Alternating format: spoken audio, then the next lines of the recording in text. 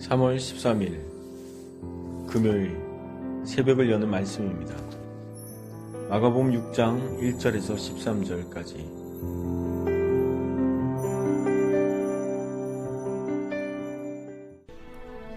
예수께서 거기를 떠나사 고향으로 가시니 제자들도 따르니라. 안식일이 되어 회당에서 가르치시니 많은 사람이 듣고 놀라 이르되, 이 사람이 어디서 이런 것을 얻었느냐? 이 사람이 받은 지혜와 그 손으로 이루어지는 이런 권능이 어찌 됨이냐? 이 사람이 마리아의 아들 목수가 아니냐? 야고보와 요셉과 유다와 시몬의 형제가 아니냐? 그 누이들이 우리와 함께 여기 있지 아니하냐? 하고 예수를 배척한지라. 예수께서 그들에게 이르시되, 선지자가 자기 고향과 자기 친척과 자기 집 외에서는 존경을 받지 못함이 없느니라 하시며 거기서는 아무 권능도 행하실 수 없어 다만 소수의 병자에게 안수하여 고치실 뿐이었고 그들이 믿지 않음을 이상히 여기셨더라.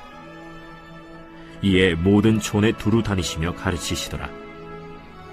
12 제자를 부르사 둘씩 보내시며 더러운 귀신을 제어하는 권능을 주시고 명하시되, 여행을 위하여 지팡이 외에는 양식이나 배낭이나 전대의 돈이나 아무것도 가지지 말며 신만 신고 두보롯도 입지 말라. 어디서든지 누구의 집에 들어가거든 그곳을 떠나기까지 거기 유하라. 어느 곳에서든지 너희를 영접하지 아니하고 너희 말을 듣지도 아니하거든 거기서 나갈 때 발 아래 먼지를 떨어버려 그들에게 증거를 삼으라 하시니 제자들이 나가서 회개하라 전파하고 많은 귀신을 쫓아내며 많은 병자에게 기름을 발라 고치더라. 오늘은 전도자의 삶이란 말씀의 제목으로 은혜를 나누도록 하겠습니다. 오늘 본문 말씀을 보면 예수님이 고향에서 배척받으신 사건을 기록하고 있습니다.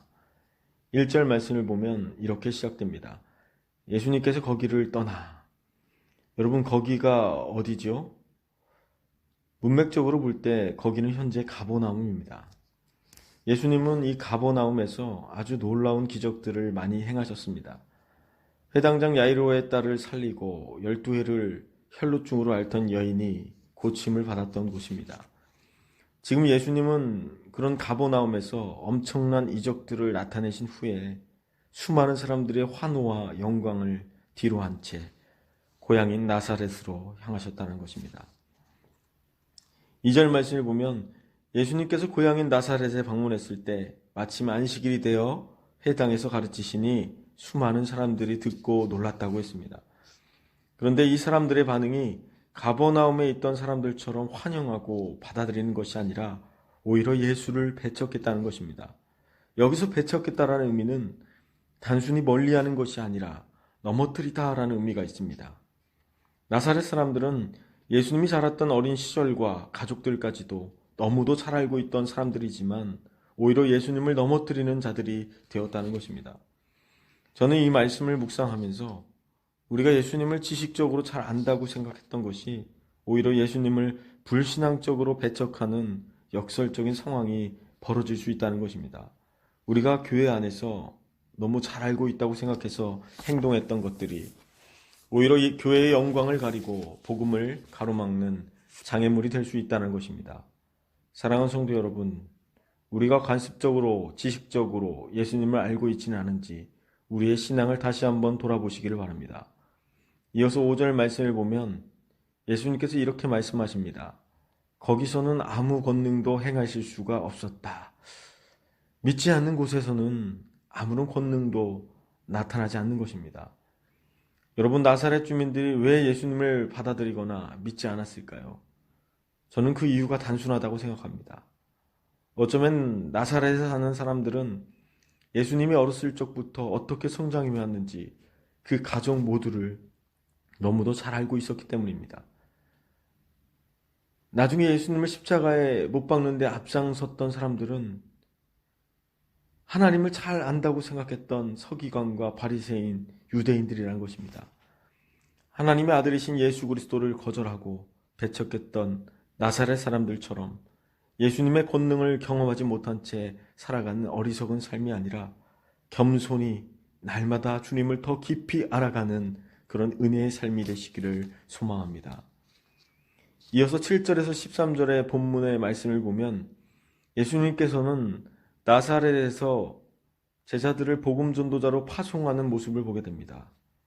7절 말씀을 보면 12제자를 부르사 둘씩 보내시며 더러운 귀신을 제어하곤 권능을 주시고, 여기서 주목해서 생각해 볼 부분은 예수님이 제자들을 한 사람씩 전도하러 내보내시지 않고 둘씩 짝지어 보내셨다는 것입니다. 우선 이 둘이라는 숫자는 신약이나 구약 성경의 전체를 통해서 법정 증거의 효율적인 숫자입니다. 신명기 말씀을 보면 2라는 숫자는 증인의 수를 의미하기 때문입니다. 그래서 2사람 이상을 짝지어 보냈다는 것이죠. 교회에서 이루어지고 있는 사역들 가운데 혼자서 하는 것보다는 둘씩 이상 짝을 지어서 함께 사역하는 것이 중요하다는 것입니다. 여러분이 혼자 나가서 전도한다고 생각해 볼 때 전도가 쉽지 않습니다. 두려움도 생깁니다. 그러나 둘씩 이상 짝을 지어서 복음을 전할 때 더 담대해지고 힘이 나는 것을 경험하게 됩니다. 2사람이 한 사람보다 나음은 한 사람이 넘어질 때 또 다른 사람이 그 사람을 붙들어 줄 수 있다는 것입니다. 다시 세워주고 격려하면 다시 일어날 수 있다는 것입니다.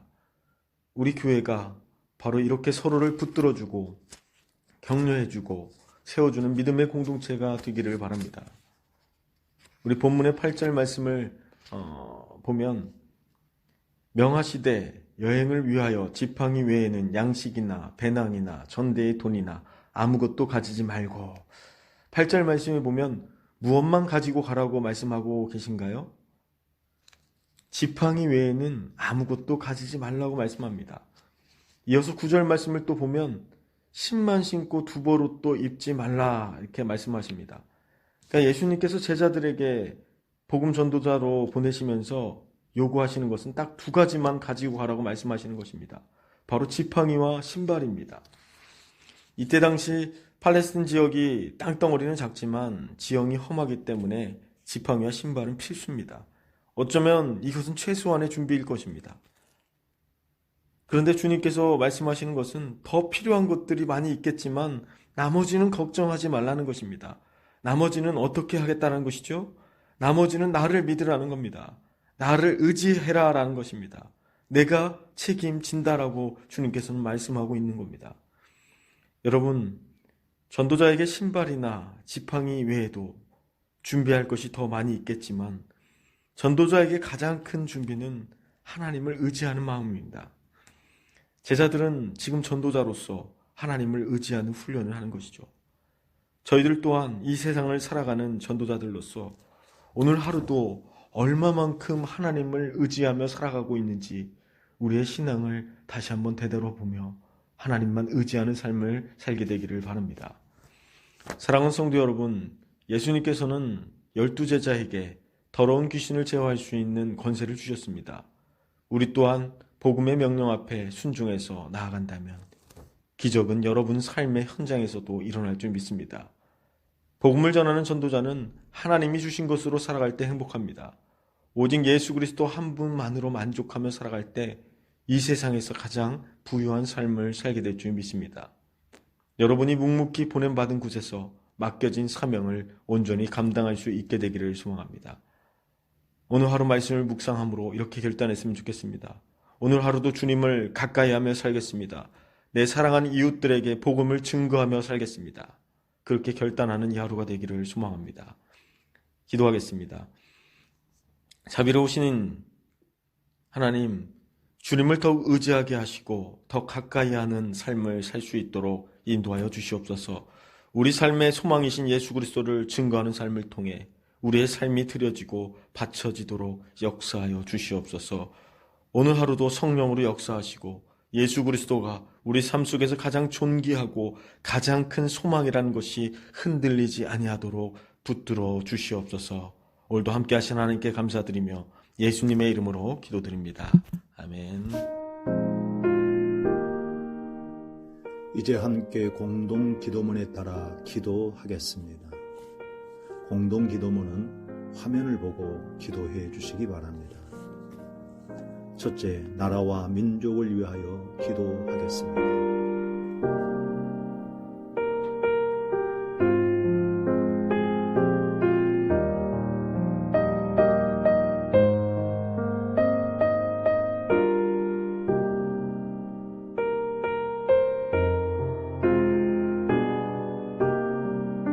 둘째, 한국 교회를 위하여 기도하겠습니다.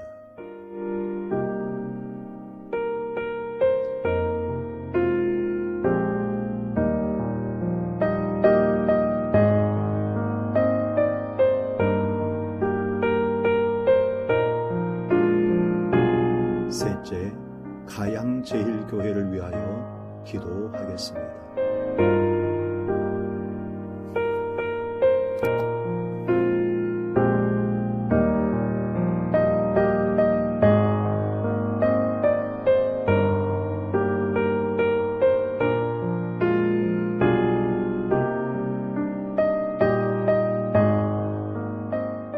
예수님의 이름